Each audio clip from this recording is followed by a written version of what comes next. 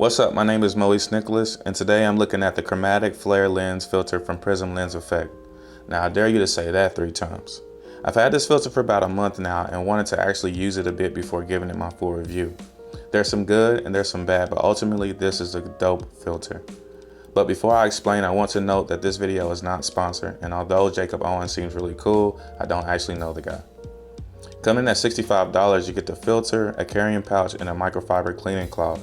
And although it is light, it is built really well. This filter aims to create anamorphic flares, and although it's close, to me it doesn't quite give that same anamorphic look.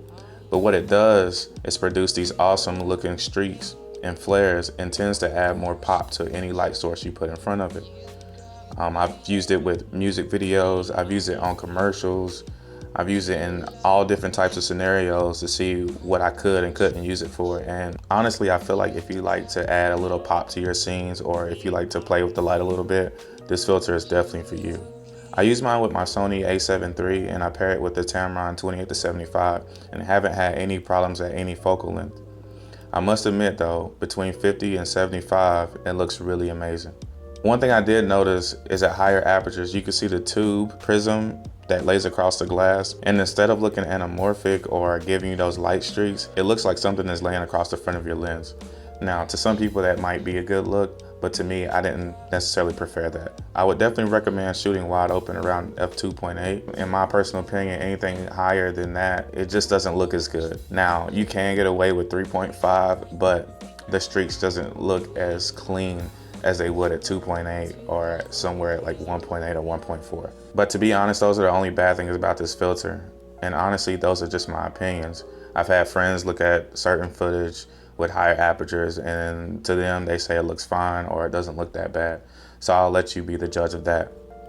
But overall, I would definitely recommend this filter for anyone that can't afford an anamorphic lens like me, or you want to add some flares to your favorite lens or light sources. I used to use a prism for certain effects, but to be able to screw this onto your camera lens and not have to worry about it from that point on, you don't have to hold your prism with one hand and hold your camera with the other hand, or you don't have to get an assistant to hold your prism in front of the camera lens. You could just screw it on and go. I love that. I honestly think that is the best part about having these lens filters.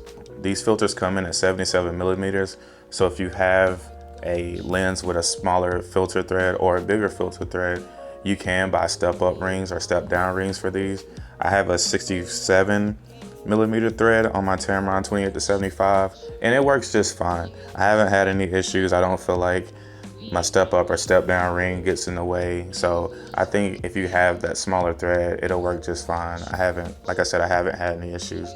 Also, for you photographers out there, this filter works really well. It definitely gets that same light streak and definitely adds that same pop and that same flare to your photos or anything that you're creating with it. I haven't used it that much with photos, but if you guys would like to see a dope shoot using this filter, please let me know. I would definitely go out and make that happen. But overall, this filter is amazing, and I definitely recommend it for anyone, whether you're an amateur or you're on a pro level. That is all for now.